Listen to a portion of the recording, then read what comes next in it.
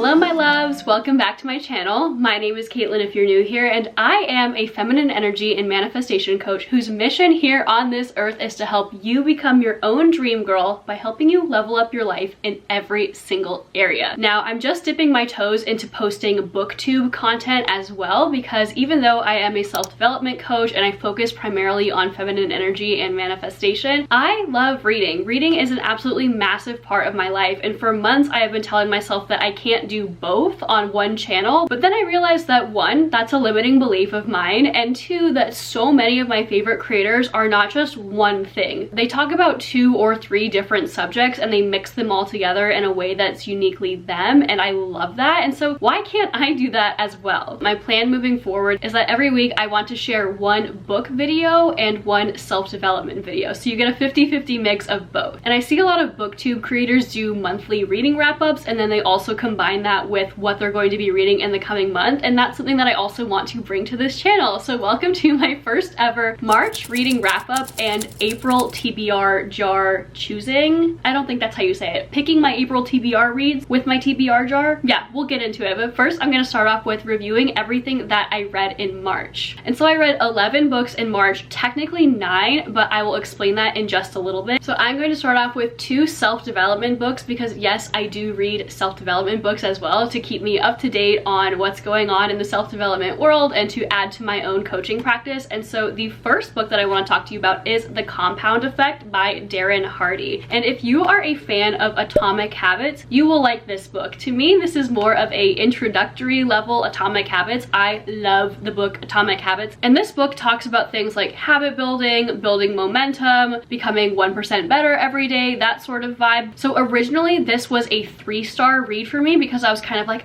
you know, I already know most of this information. It's nothing like new and groundbreaking. But then as I kept reading, I kept finding myself like pausing in the middle of my read and like furiously taking notes on like, oh, maybe I should change this thing, and this is a great idea, which bumped it up to a 4-star read for me. Because for me, if a self-development book really gets the gears turning for me and is like, okay, this is a great idea, I'm actually going to implement this into my life rather than just keep this knowledge in my head, that will bump it up a star. So if you are new to the self-development world, this is really great. If you are a self-development veteran, this might not be for you, but I still thought it had some really great ideas that I've implemented into my life to get a little bit better every single day. Next up, we have The Big Leap by Gay Hendricks. What The Big Leap is about in a nutshell is it's about quantum leaping. Quantum leaping is essentially leaping and bounding the quality of your life way beyond what it is now. This book talks a lot about concepts like what I would call a container or a comfort zone. It's basically about living in your zone of genius and how to consistently make every single part of your life better and better over time. This book talks a lot about self-sabotage. If you want every aspect of your life to get better, whether it's your health, your romantic life, your job, your money, whatever, this is a really great book about how to consistently let more and more good things into your life without self-sabotaging. So next up, I had 2 books that I already owned, and for whatever reason I was just dying for a reread. And the first one, surprisingly to me also, was The Great Gatsby. I first read this in high school as a required read, and I think the movie came out while I was still in high school, like pretty close to when I was reading it, and it really left an impression on me. This is the only required reading from all of my years of schooling that I can distinctly recall, like, yes, this book left an impact on me. We all know the story of The Great Gatsby. It's kind of like a subversion of the American dream. This book was a 4-star read for me. It was just as wonderful and magical as I remember it being when I read it the first time in high school. If you're interested in The Great Gatsby and you haven't read it before and you loved the movie, give it a shot. It's a great book. It might be a little intimidating because it was written like 100+ years ago now. If you're intimidated by it because it's not like in contemporary English, it's really not hard to get through at all, and it's just such a fascinating and interesting story. Next up, I decided to reread The Song of Achilles. Yes, I love Feyre and Rhysand. I love typical romantasy couples. I love fated mates, but this book is the book for you if you love like soulmate level, I will find you in every lifetime. Like, this book reminded me what love is when I was in a very deep and dark time in my own personal romantic relationship. At the time, I think that was like 2 or 3 years ago. It's kind of a retelling of the myth of Achilles and his friend Patroclus, or his cousin Patroclus. Yes, this is a queer love story. I don't think I'm spoiling anything major for you by saying that. It's introduced very early on in the book, and there's so much fan art out there, and this book has been out for so long that like everyone knows. So if you were like a Percy Jackson person growing up, or you just like Greek mythology or retellings, the way this book incorporates the Greek mythology elements into it is so easy. Like, you don't need to know that much about Greek mythology. You could be a total nerd about it like I am, but this book is simultaneously easy to digest, poetic. It hits hard with very like beautiful, simple prose. The love story is so beautiful. You really grow to care for these characters in a way that is very hard to find in a standalone book these days, in my opinion. And chef's kiss, 5-star read. It was 5 stars the first time I read it. It's 5 stars the second time I read it. I will probably reread this again. I just love this book so much. After that, I read Dune Messiah. The first Dune book was a 4-star read for me because it's a really great story. Dune Messiah, for those who are not familiar, it is Frank Herbert's response to how much everyone thought Paul Atreides was a hero after they read the Dune book. And Frank Herbert was kind of like, wow, you guys really misinterpreted this. Paul is not a hero. This book is a warning on what can become of charismatic heroes or charismatic leaders. The thing with Dune for me is I really like it, but man, these are dense. These books borderline a little bit too intense for me. Did I really like this?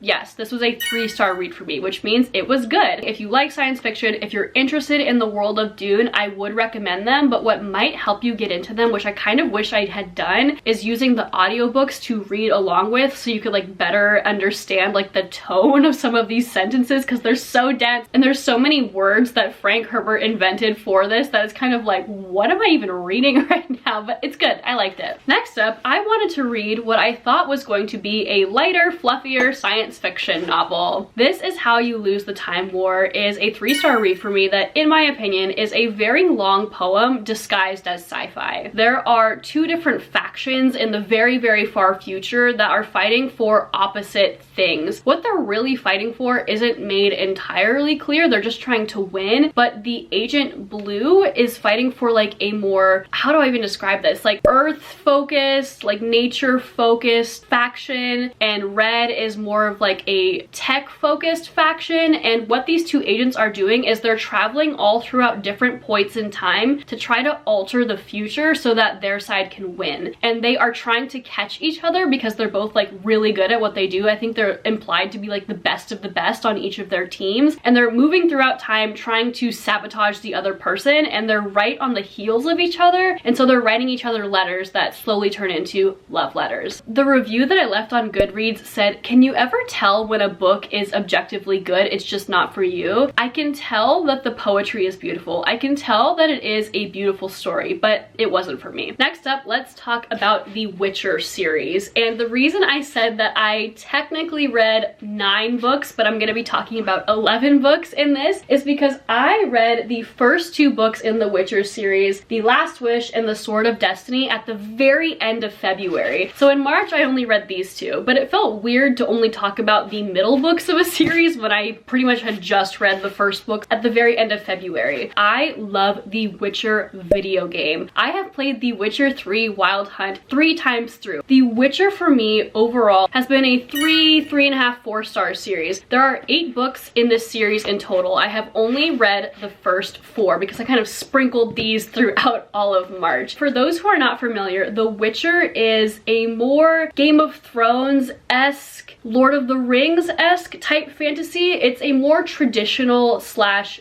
darker fantasy that is largely based in Slavic folklore. The Witcher Geralt is a glorified pest control man moving throughout a very dark, messed up fantasy world. These books have a lot of themes of what is the lesser evil like choice to make. There isn't always a good choice. There are always consequences. They're not my #1 favorite fantasy series ever because I do prefer a more romance focused fantasy story. And when I had a hard time getting into some of these books, I listened to the audiobook audiobooks on Spotify and on Audible, and then I really liked them. I would recommend reading these books if you watched the Netflix version of The Witcher and you liked where it was going, but you realized that the execution was bad, because let's be real, that TV show was absolutely terrible. The final 4 books in this series are a little bit more highly rated than these, so I might end up loving the series more as time goes on, but I would recommend these. The book that I just finished yesterday, as I'm filming this, it's March 31st,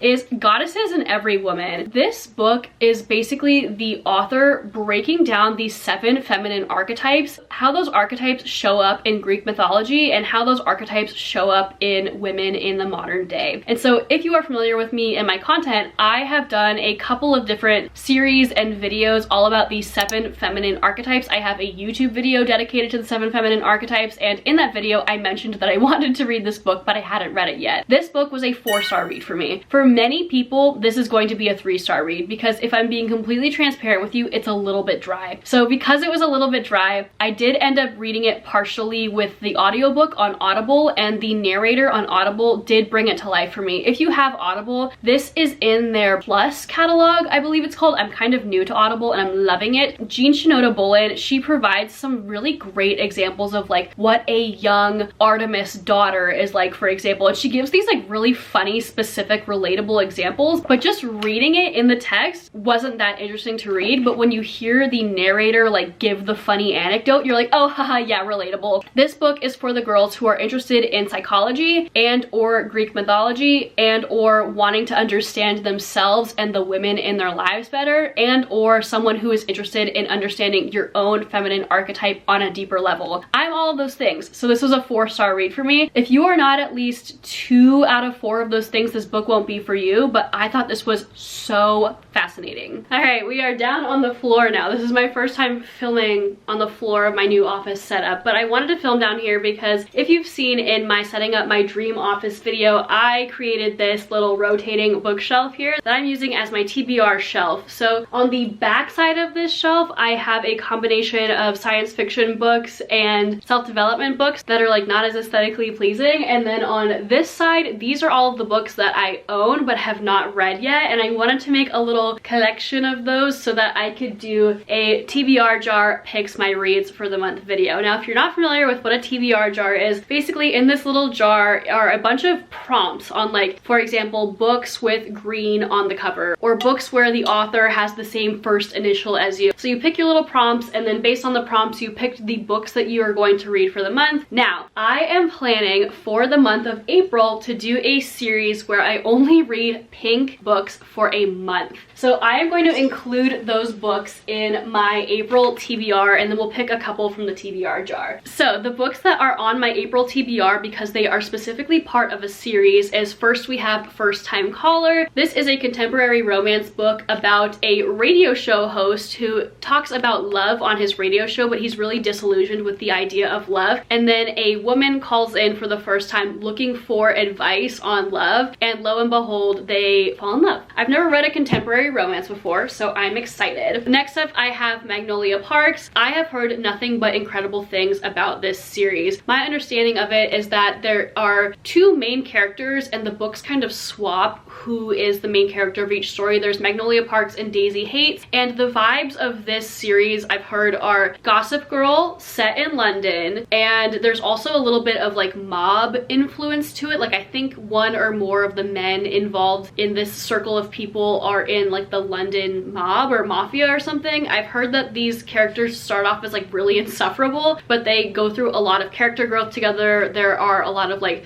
intense traumatic themes and really strong feelings. Most people cry when they read these books, so I am excited. I'm excited to cry. Next up, we have Red, White, and Royal Blue. I think we all know about this one by now because of the, I think, Amazon Prime adaptation of it. Essentially, it is a light, fluffy contemporary romance. I've heard it's very light and fluffy and idealistic about an English prince and the son of the President of the United States having a love affair that is like an international scandal. And they find themselves in the middle of this love affair. I don't know why I'm saying it like that, but I don't know.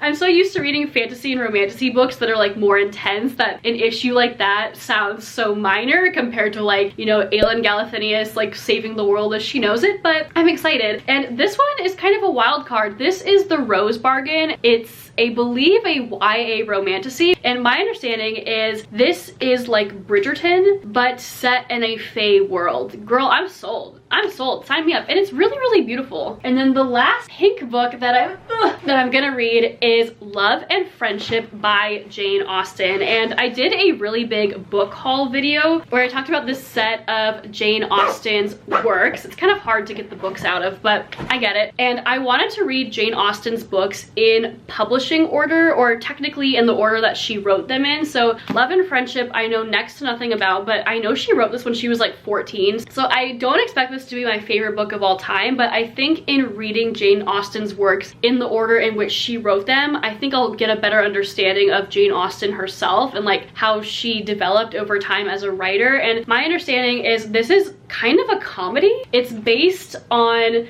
two people writing letters back and forth to each other, or maybe it's one main character writing letters to a bunch of different people, like detailing her affairs and stuff. I don't know, I'm curious about this. I did see that all of Jane Austen's works are on Audible in the Plus catalog, so in my mind they're free to listen to. And ever since I learned that fact, I decided that I'm going to read all of these with a voice narration in the background, either just straight up listening to them as audiobooks or tandem reading the audio with the actual book itself, so that way it'll help me get into it a little bit more, because I've just found that if I'm not like fully able to get into a book, listening to it on audio along with reading it helps so much with like understanding the tone of the story, especially in something like a classic that I might not always be able to pick up on the tone and like meanings right away. And so that's why I love Audible, love it. So considering that I read 9 books in March, I'm going to put 8 books on my TBR for April. I have a feeling I'll probably be able to read more than that, like 10, but considering this is my first ever month where I'm doing reading challenges, I'm hoping to do a 24-hour reading challenge as well. I'm gonna choose 8, and then in future TBR videos, if I can do like 10, I will. So I'm gonna pick 3 prompts from the TBR jar, and I'm so excited. Our first prompt is a book with silver on the cover. I don't know if I have one. I don't know if I have one. Let's see.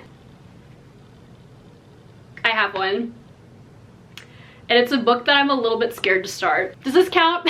Does this count for having silver on the cover? I mean, yeah, actually. Not only is the book called Quicksilver, but it's got silver foiling on it. Okay, so nervous to pick up this book because I have not picked up a book which has been a 10 out of 10 stars, amazing god tier romantasy book since I've read Sarah J Maas's books, which I loved. I'm going to do a video probably next time I do a bookish video rating all of the books I read up until March of this year, just so we're all on the same page with like what my taste in books is and like we can understand each other on a better level. So Quicksilver, I don't know anything about this book aside from the fact that people have said it is phenomenal. I have a feeling I'm going to enjoy it, and it's also kind of nice that this is the only book that's out right now, so that I don't do what I did with like Throne of Glass, for example, where I like completely put my life on hold to binge read the series because there's only one to read. So I'm so nervous for this because I know I'm gonna love it.